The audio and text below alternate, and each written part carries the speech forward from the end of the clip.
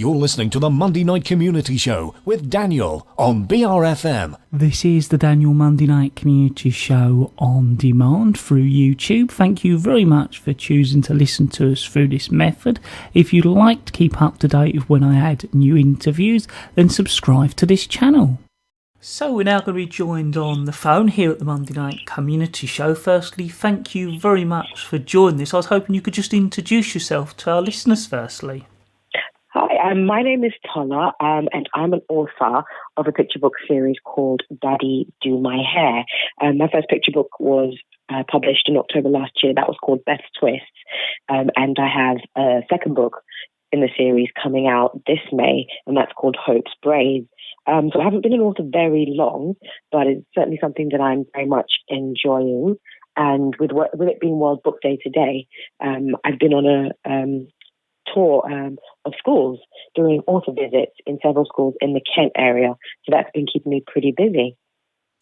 So you were saying you haven't been an author for very long. What made you become an author? I've actually always been interested in writing, and I've always written in some way, shape or form pretty much my whole life. I actually studied journalism as my degree, so the writing's always been there. I've worked as a freelance writer for a couple of beauty publications, and about 8 years ago I started a blog about black Afro hair. So I've always written in some way, shape or form, but it wasn't until the birth of my daughter 2.5 years ago. I'm an avid reader, and it was always important to me that my children would also love reading as much as I did. So with my daughter, I spent a lot of time looking for books for her. She even has a library card at the age of 2.5, if you can believe. But I was fast getting to a point where I was finding it difficult to find more diverse books for her and books that had diverse characters in them.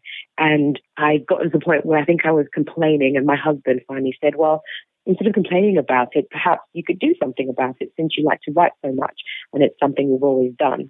So I think that's probably one of those cases of put your money where your mouth is. And it kind of made me think, okay, maybe I'll give it a try. And was it a good experience? Because I suppose there's a big difference from, writing and liking writing to actually writing to be a book and then going on to get it published.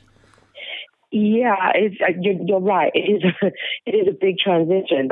It's one thing indeed to have an idea, have a story come to you and write it, and then actually get it to be published. In my case, once I'd written the story, and the story actually itself came quite quickly once I'd got the inspiration for it, I did send it out to quite a few agents and publishers, and I was getting no interest.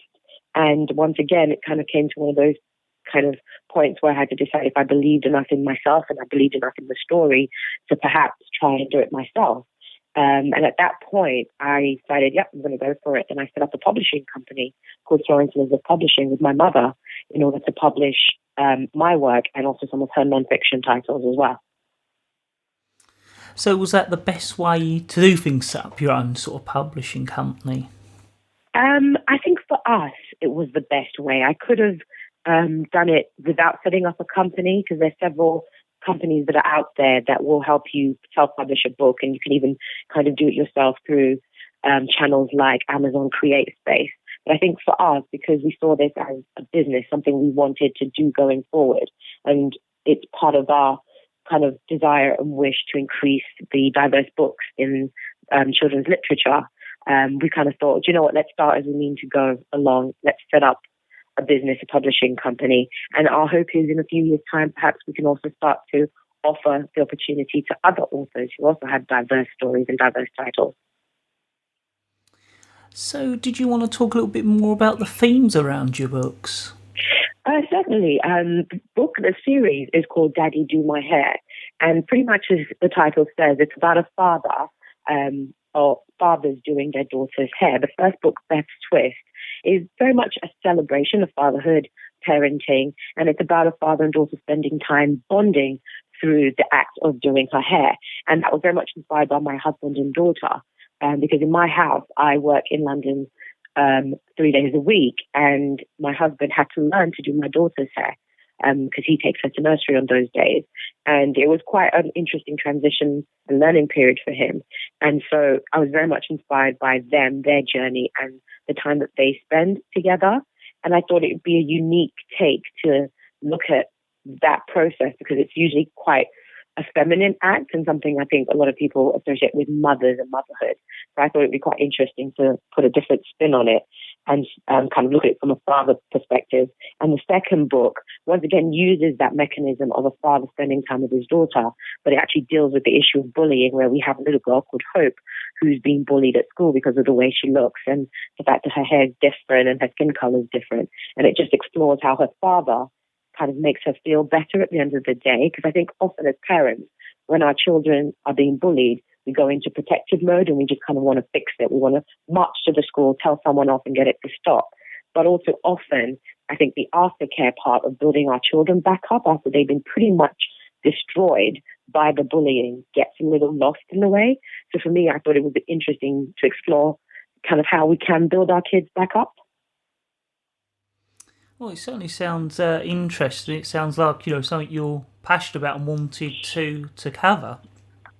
Oh, yes, definitely. Definitely since I've become a parent, it's become a massive part of my life. And, I'm very keen to do it as well as I possibly can, which I think most parents are. And it's not the easiest job in the world.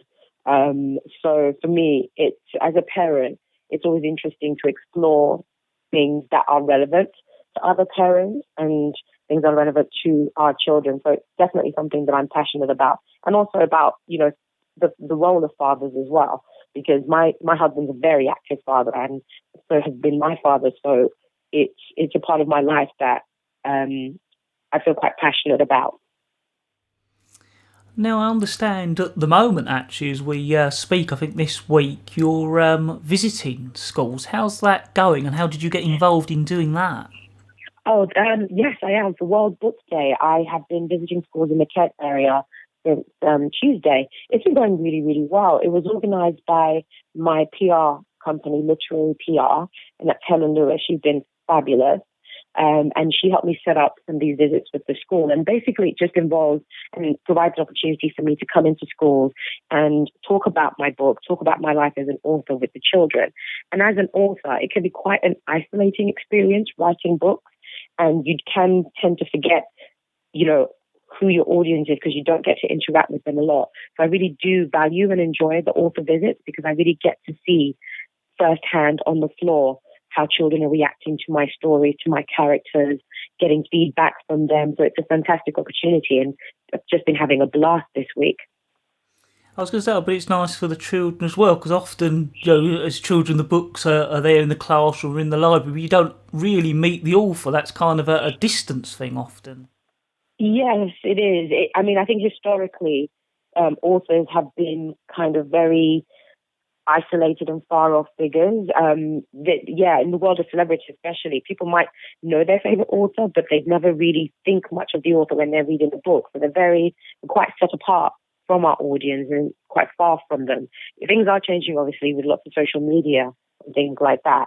But I think author visits as an author are a very valuable experience. And I'd like to think that the children are also getting something out of it, especially I think because the themes of my book and the characters are diverse. I think it brings a new sort of view for a lot of kids, especially in the Kent area. And I like to think of it as windows and mirrors. And a lot of the time when children read books, they're looking through a mirror and they see themselves reflected back a lot. Whilst other kids, when they're reading, it seems like they're always looking through windows and seeing other people's experience. So when I write, I do try to create characters that give that opportunity for some other children to be looking in mirrors also. So visiting schools here in Kent, has that sort of made you or inspired you to want to do more of this in the future? Oh, certainly. Because I live in the Kent area, so it made sense to sort of explore my local area, as I am a local writer and I really wanted to start there. And I'm always open to kind of branching out. Originally, I'm from London and I moved to the Kent area a few years ago when I had my daughter. So for me, there are lots of schools in this country. And I guess one of a sort of goal of mine is to make my way around as much as I possibly can. For instance, at the end of May, we're thinking about going to Birmingham and doing a sort of short tour there of schools just to see, if we can get the book and the Daddy Do My Hair series out to a wider audience. Was there anything else you'd like to get over to our listeners or let them know about? Well, the book series, I really hope that people would be interested in finding out more about Daddy Do My Hair. We have a website, www.daddydomyhair.com. And of course, as I said, the second book comes out in May. They're picture books and they're illustrated by an amazing artist called Rahima Begum, and her work is so bright and colourful. I really think that some of the feedback we've been getting from children is that they love the pictures and they love the story. They love the idea of a father doing hair and spending time with his daughter. So I really hope that people are interested, and they can find us online in most bookshops and also on most online retail outlets also. Well, I'd like to thank you very much for taking the time out to talk to us here at BRFM Bridge Radio on the Daniel Monday Night Community Show. Thank you so much for having me. It's been a pleasure.